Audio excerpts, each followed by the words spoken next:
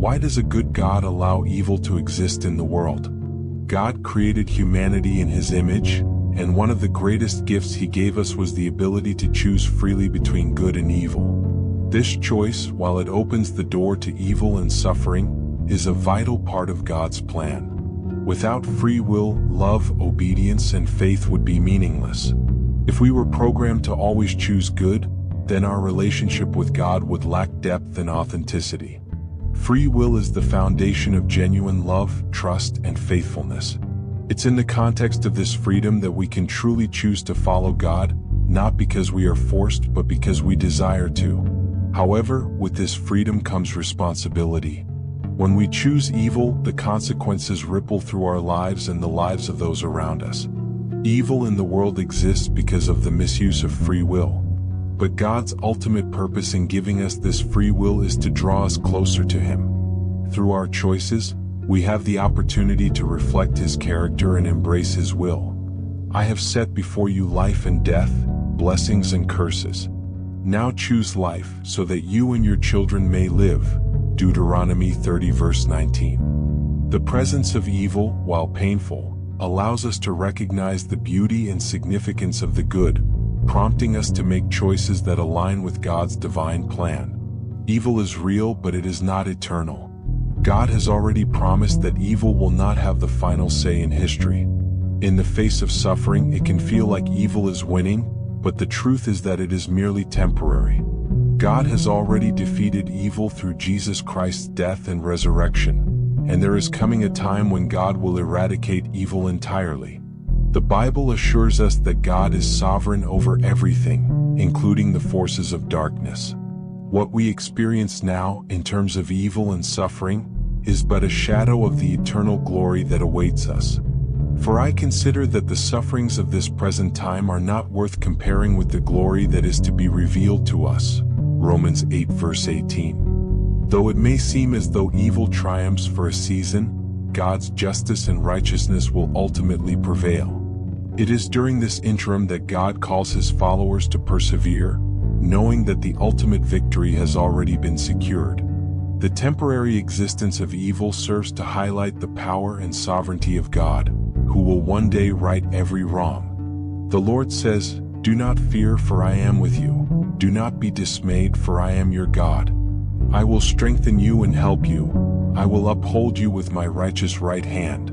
Isaiah 41 verse 10. This assurance encourages us to hold on, knowing that evil's days are numbered. The reality of evil and suffering in the world serves to highlight humanity's deep need for God. We live in a broken world where pain, injustice, and hardship are constant reminders of our dependence on a higher power. In moments of suffering, we are often forced to confront the fact that we cannot handle life's challenges on our own. It is in these times of weakness that God's strength becomes most apparent. He is near to the brokenhearted and promises to comfort those who are suffering. The Lord is near to the brokenhearted and saves the crushed in spirit. Psalm 34 verse 18. Without the existence of evil and suffering, we might become complacent, relying on our own strength rather than seeking God's provision and comfort. Evil also demonstrates the contrast between human frailty and divine power. The suffering we experience in this life pushes us to recognize that we are not in control and that there is only one true source of hope, healing, and restoration: God Himself. Through pain and difficulty, we are often drawn closer to God, seeking His guidance, peace, and strength in ways we never would have otherwise. Blessed are those who mourn, for they will be comforted. Matthew 5 verse 4. In a world filled with suffering, the presence of God offers the hope of redemption, and it is in this contrast that we are reminded of the eternal promises He offers to those who trust in Him. One of the most profound truths in Christianity is that God has the ability to bring good out of the most painful and evil circumstances. The Bible repeatedly assures us that God works all things together for the good of those who love Him, even when it seems impossible. In our finite understanding, suffering often seems pointless or cruel, but God, in His infinite wisdom, uses suffering to refine us, shape our character, and fulfill His greater purposes. And we know that in all things God works for the good of those who love him, who have been called according to his purpose. Romans 8 verse 28. God doesn't waste pain. Just as gold is refined in the fire, our faith is often strengthened through trials. Our understanding of his goodness, faithfulness, and power deepens as we rely on him through the hardships we face. Often, the trials we endure prepare us to help others who are suffering, allowing us to minister to them with compassion and understanding. For I consider that the sufferings of this present time are not worth comparing with the glory that is to be revealed to us. Romans 8 verse 18. Through suffering, God shapes us into vessels of his grace, revealing his love and strength to the world. Suffering serves as a tool in God's hands to refine our character.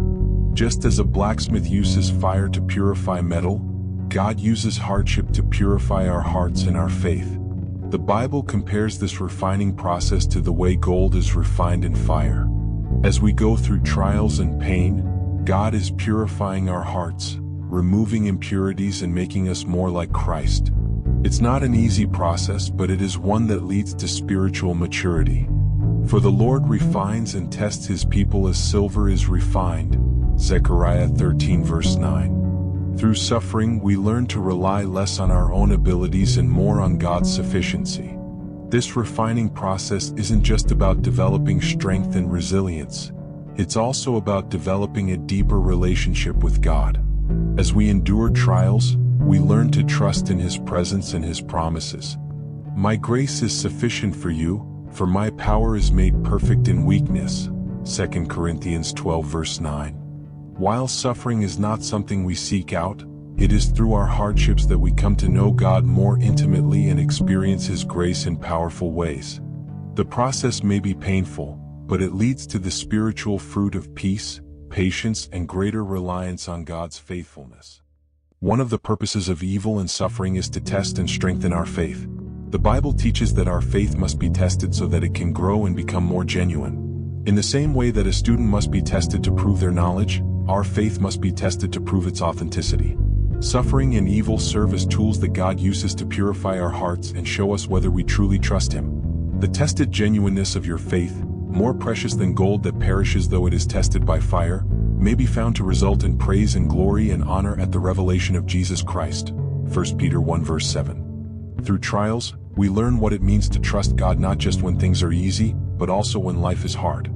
Faith is not about believing in God only when things go well, but trusting in him even in the face of hardship and uncertainty. God uses evil and suffering to strengthen our faith and to help us grow in perseverance. Blessed is the one who perseveres under trial, because, having stood the test, that person will receive the crown of life that the Lord has promised to those who love him. James 1 verse 12. These tests refine us, preparing us for the eternal rewards that await those who remain faithful. The existence of evil and suffering in this world serves to remind us that this is not our final home. We were created for eternity, and the pain we experience on earth is temporary. Evil reminds us of the brokenness of the world, but it also points us toward the hope of heaven, where there will be no more pain or suffering. He will wipe every tear from their eyes. There will be no more death or mourning or crying or pain, for the old order of things has passed away. Revelation 21 verse 4. The suffering we endure here is not permanent, and it serves to remind us of the eternal glory that awaits us.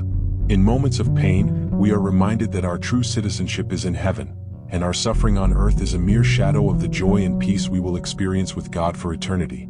This perspective helps us endure the hardships of life with hope, knowing that they are temporary and that God has something far greater waiting for us. For our light and momentary troubles are achieving for us an eternal glory that far outweighs them all. 2 Corinthians 4 verse 17. Evil serves as a reminder that our ultimate hope is found not in this world, but in the eternal life that God promises to all who trust in him. Though God does not cause evil, he can use it to bring about his glory. The Bible teaches that nothing, not even evil, is outside of God's control. God is sovereign over all things, and he uses everything, good or bad, to fulfill his purposes. The story of Joseph in the Old Testament is a powerful example of how God used what was meant for evil to bring about great good. You intended to harm me, but God intended it for good to accomplish what is now being done, the saving of many lives. Genesis 50 verse 20. God can take even the darkest circumstances and use them to fulfill his ultimate purpose, which is to bring glory to himself. In the midst of evil, God's glory shines brightest. When we see how he works in and through suffering, we are compelled to worship and trust in his infinite wisdom and power. Even when evil appears to win, God is using it to advance his kingdom and accomplish his purposes. We are hard-pressed on every side but not crushed, perplexed but not in despair, persecuted but not abandoned, struck down but not destroyed. 2 Corinthians 4 verses 8-9. Evil, in its temporary existence, serves as a canvas for God to display his glory, power, and faithfulness. In a world filled with evil, God calls his people to respond not with hatred or revenge, but with love and forgiveness. The Bible teaches us that while evil may be all around us, we are to overcome it with good. Do not be overcome by evil, but overcome evil with good. Romans 12 verse 21. As followers of Christ, we are called to reflect his love, even to those who harm us. Jesus modeled this response when he forgave those who crucified him, saying, "Father, forgive them, for they do not know what they are doing." Luke 23 verse 34. Responding to evil with love and forgiveness is not only a command, but it is also a powerful testimony to the world of God's transformative power. By loving our enemies and forgiving those who hurt us, we bear witness to the love of Christ, which is capable of healing the deepest wounds. In this way, God uses our responses to evil to bring about his kingdom on earth, demonstrating his love and grace through us. But I tell you, love your enemies and pray for those who persecute you. Matthew 5 verse 44. Even in the presence of evil, God promises to be with us. The Bible assures us that no matter what trials or suffering we face, God is near, providing comfort, strength, and hope. His presence is the greatest antidote to the pain and darkness that evil brings. The Lord is near to all who call on him in truth. Psalm 145 verse 18. In our suffering we are not alone. God is with us, comforting and guiding us. When we face evil, we can take heart, knowing that God's presence will never leave us. He is our refuge and strength, a very present help in times of trouble. God is our refuge and strength, an ever-present help in trouble. Psalm 46 verse 1. In moments of suffering, God's nearness brings peace that transcends understanding and enables us to endure. His presence is a reminder that no matter how dark the world may seem, his light will always shine through.